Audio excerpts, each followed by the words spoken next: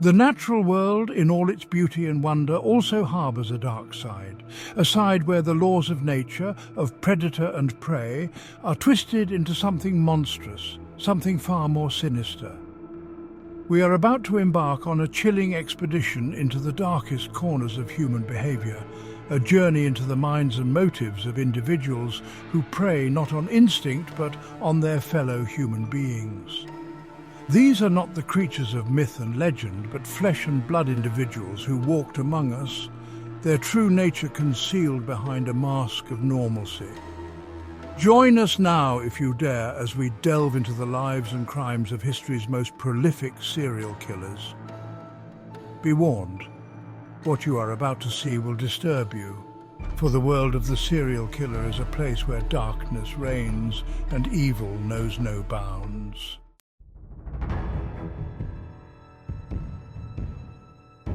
Our journey begins under the unforgiving sun of Southern California, a landscape often associated with glamour and dreams. But in the shadows of the City of Angels, a different kind of predator stalked the night. His name was Richard Ramirez, a name whispered in fear, a name synonymous with terror. To the citizens of Los Angeles, he was known as the Night Stalker. Ramirez's hunting grounds were the homes and apartments of the unsuspecting, his method of entry as unpredictable as his choice of victims. He was a creature of opportunity, driven by a dark impulse that consumed his humanity. His attacks were as brazen as they were brutal, a chaotic mix of violence and depravity. Sexual assault, burglary, and murder became his gruesome trademarks, leaving a city paralyzed in fear. Ramirez's victims were as varied as the methods he employed. Men, women, the elderly, no one was safe. He reveled in fear, his crimes punctuated by bizarre rituals. The randomness amplified the terror. Los Angeles became a city on edge. Every creak, every shadow could be the Night Stalker. But time was running out for him.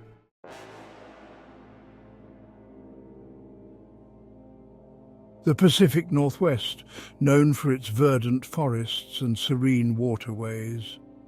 Beneath this facade, a darkness festered. The Green River held a dark secret. Gary Ridgway, the Green River killer, claimed his victims here. His prey were vulnerable young women. The Green River became his dumping ground, the bodies of his victims discovered in clusters. The river, once a symbol of life and tranquility, now bore witness to unspeakable horrors. He was a ghost, moving through the shadows, leaving behind a trail of tears and unanswered questions. Their efforts would eventually bear fruit, but not before Ridgway had etched his name in criminal history.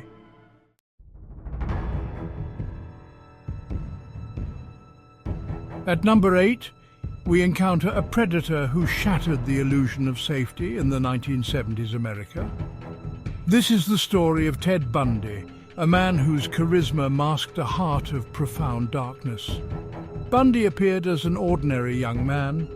He was described as handsome and charming, yet beneath this veneer lurked a depraved mind. Bundy's victims were young women, often college students. He lured them with carefully crafted ruses. His methods were calculated and cruel. The true extent of Bundy's spree remains a mystery. He confessed to 30 murders, but some believe the number is higher.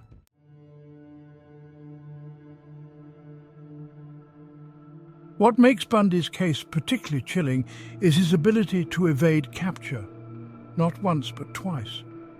His escapes from custody, once from a courthouse and another from a Colorado jail, only heightened the sense of fear and uncertainty gripping the nation. Each escape was followed by a fresh wave of violence, as if Bundy reveled in the terror he inflicted. Bundy's reign of terror finally came to an end in Florida in 1978. He was apprehended, tried and convicted for his heinous crimes. His trial became a media spectacle, with Bundy relishing the attention and attempting to represent himself. Despite his attempts to manipulate the legal system, he was sentenced to death. In 1989, Ted Bundy was executed in Florida's electric chair, bringing a somber end to one of America's darkest chapters.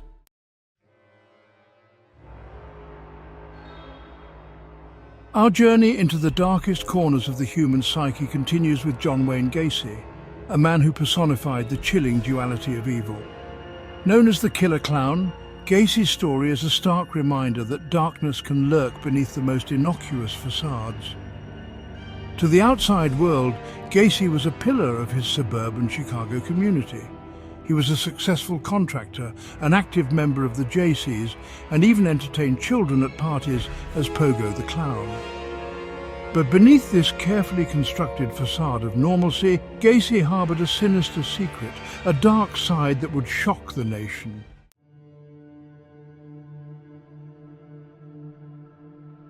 Gacy's victims, mostly teenage boys and young men, were lured to his home with promises of work, money, or simply a place to party. Once inside, they became trapped in a nightmare. Gacy's modus operandi involved deception, restraint, and ultimately murder. He often tortured his victims before finally ending their lives through asphyxiation. The gruesome discovery of 29 bodies buried in the crawl space beneath Gacy's house sent shockwaves through America. The sheer scale of his crimes, coupled with the betrayal of trust inherent in his double life, solidified Gacy's place in the annals of criminal history. John Wayne Gacy was convicted of 33 murders and sentenced to death. He spent his remaining years on death row, painting grotesque self-portraits, until his execution by lethal injection in 1994.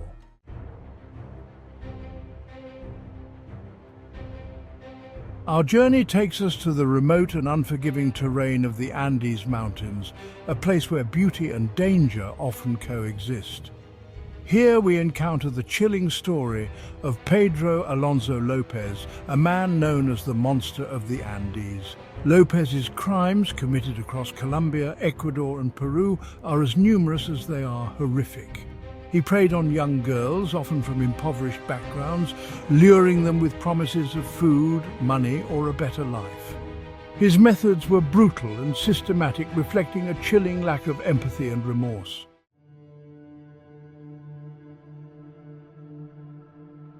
López's reign of terror stretched across 3 countries, leaving a trail of grief and despair in its wake. The exact number of his victims remains unknown, but his own confessions suggest a staggering figure, potentially exceeding 300. His ability to evade capture for so long can be attributed to several factors. The remoteness of the terrain, coupled with the transient nature of his victims, made it difficult for authorities to establish a pattern or track his movements. López was eventually apprehended in Ecuador in 1980 after a failed attempt to abduct a young girl. He confessed to his crimes in chilling detail, revealing a mind consumed by darkness. What happened to Pedro Alonso López after his incarceration remains shrouded in mystery.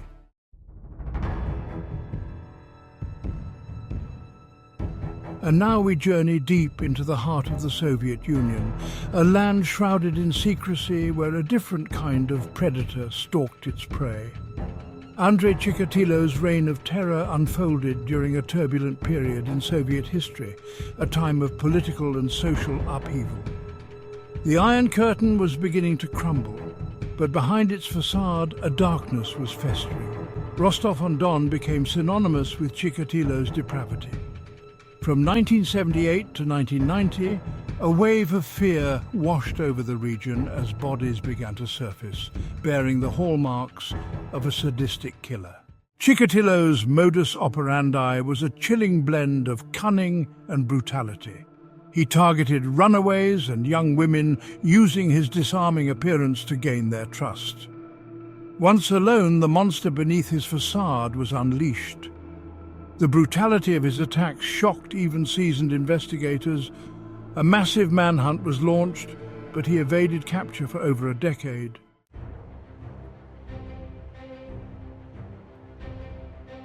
The fog-laden streets of Victorian London, teeming with life, yet gripped by fear. In the autumn of 1888, Jack the Ripper emerged from the shadows. Whitechapel, notorious for its poverty, became his hunting ground. The fog provided perfect cover for a predator to stalk his prey. Prostitutes were the primary targets of the Ripper's savagery. Their lives were tragically cut short in brutal slayings. The Ripper's reign of terror left an indelible mark on Victorian London. The gruesome murders fueled public hysteria and speculation. Newspapers published sensationalized accounts, perpetuating fear.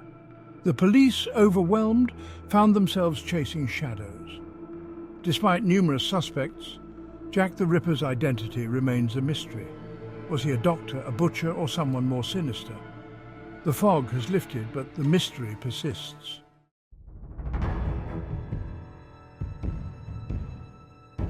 Our journey now takes us to Brazil, a land of vibrant culture and breathtaking landscapes, but also marked by stark social inequalities and violence.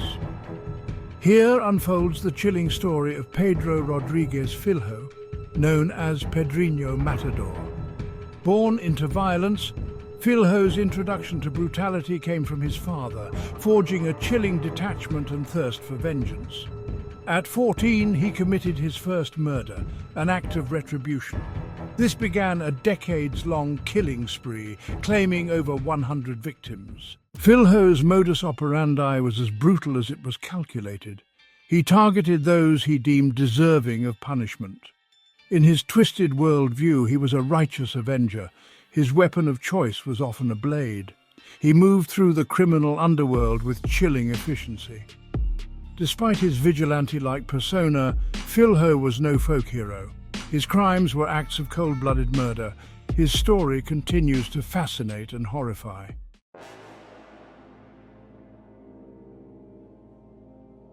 Hidden in plain sight, sometimes the deadliest predators are not the ones we expect. They don't lurk in dark alleys, but rather in broad daylight, disguised as pillars of the community. Harold Shipman, an unassuming British doctor, was one such individual. To his patients, Shipman was the epitome of a caring and dedicated physician. He made house calls, listened patiently, and offered comfort and reassurance. However, beneath this veneer of respectability lay a sinister secret, a truth far more terrifying than anyone could have imagined. Shipman's weapon of choice was not a blade or a firearm, but something far more insidious, his medical expertise. He used his knowledge to administer lethal doses of drugs, his victims, often elderly and trusting, none the wiser.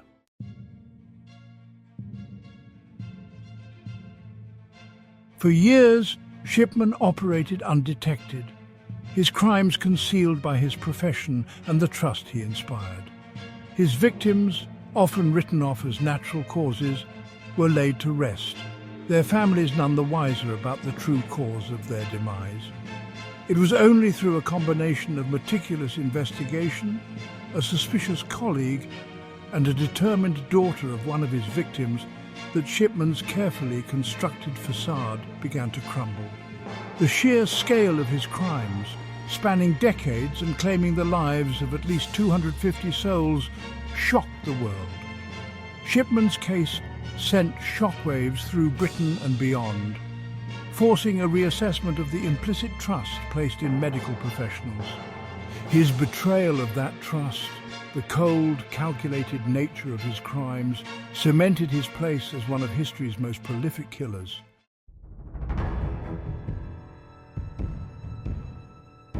In the annals of human cruelty, some names stand out for the sheer depravity of their crimes. Luis Garavito, known as La Bestia or the Beast, casts a long and terrifying shadow over Colombia. Garavito's prey were the most vulnerable young boys, often poor and living on the fringes of society. He would lure them with promises of food, money or work, exploiting their innocence and desperation. His methods were brutal and systematic. Torture, sexual assault, and finally a violent end were the fates that awaited those unfortunate enough to cross his path. Each victim added to a horrifying tally, a grim testament to Garavito's insatiable appetite for violence.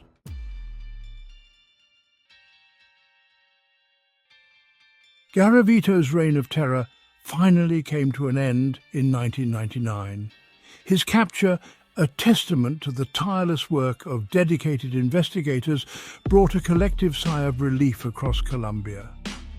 The nation, however, was left to grapple with the scars left by his crimes. Over 138 confirmed victims, with the true number likely far higher, paint a picture of a killer driven by a darkness that defies comprehension. Garavito's confession, chilling in its detail, provided a glimpse into the mind of a monster. Sentenced to over 1,800 years in prison, Garavito's punishment, on the surface, seems fitting. However, Colombian law caps sentences at 40 years. The possibility of his release, a result of legal technicalities and his cooperation with authorities, remains a source of fear and outrage for many.